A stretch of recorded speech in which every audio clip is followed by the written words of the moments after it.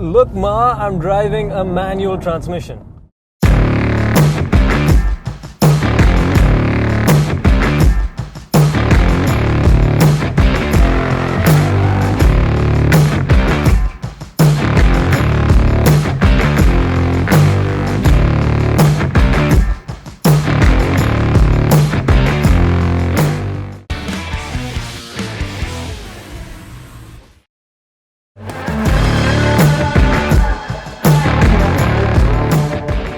Okay, we'll get to the manual transmission in a minute. First, where we are. We are at the Ascari circuit in Spain, in the Malaga region of Spain, in the hills around Malaga, and it is an absolutely spectacular place. Whoever came up with this place needs a medal. Apparently it's a Dutchman, and he's got his own garage in the paddock. His garage has a couple of F1 cars, Lamborghinis, Ferraris, but what we are driving right now is not too shabby either.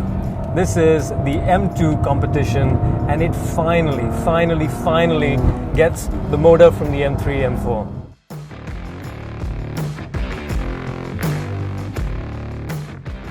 Three liters, twin turbos, 410 horsepower, so not exactly the 430 horsepower that you get in the M3, M4, but it is plenty.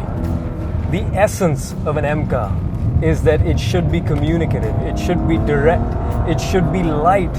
One of the nicest cars I have driven in my entire life. When the M3, M4 was first launched and we were driving it at the Portimao circuit in Faro in Portugal, I had a chance, because they had all the M3s lined up from all the different generations, to drive the original M3. And that was a proper competition special.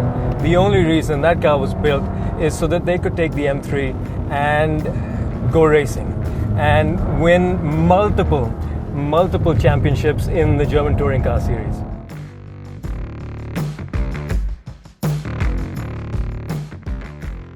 It is an absolutely phenomenal machine, and it feels like a competition special. It's light, it's small, it's got a 4-cylinder, 2.5 liter motor that just revs its nuts off, and that is the essence of an M car.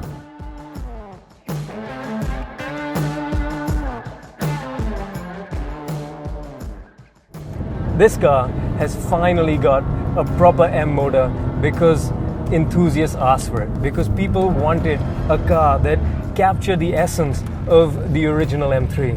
So really, this is the spiritual successor to the original M3. It is light, it is small, it is direct, it is communicative, and it is absolutely fantastic from behind the wheel.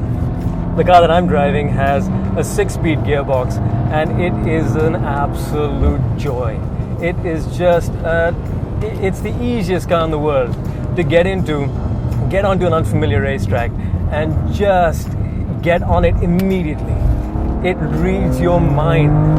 There is no getting used to it. You don't have to turn it in and then wonder if the front end is going to follow, if the car is going to respond to your inputs. 0 to 100 in the dual clutch version comes up in 4.2 seconds.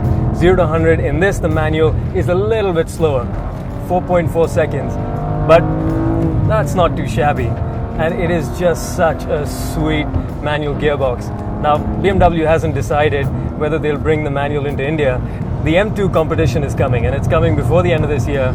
And it's a reason for every single driving enthusiast in the country to jump up in joy.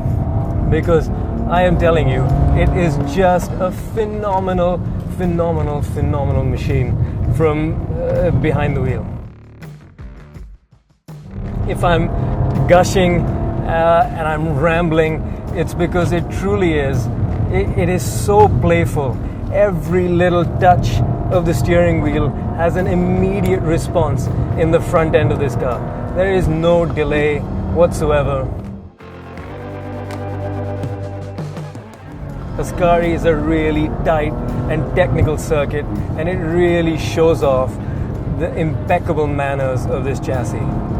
Whether it's slow corners, blind crests, off-camber corners, anything you ask this car to do, it responds like that.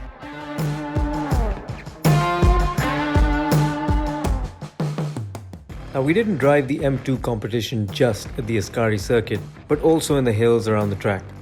And it's here that the M2 showed off its versatility and its everyday drivability. Because some of the road surfaces were decidedly less than perfect, and the ride in the M2 proved quite compliant for an M car.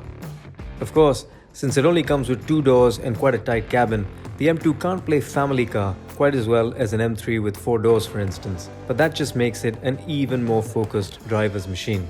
It's as playful and as obedient as a golden retriever. Fast cars are meant to be just that little bit intimidating, but this isn't. Being a high-powered rear-wheel drive car, it wags its tail only as much as you want it to. For my money, it hits the M sweet spot, which is saying something. But while we're on the topic of money, pricing will be key when this car is launched later this year. So stay tuned and start filling that piggy bank.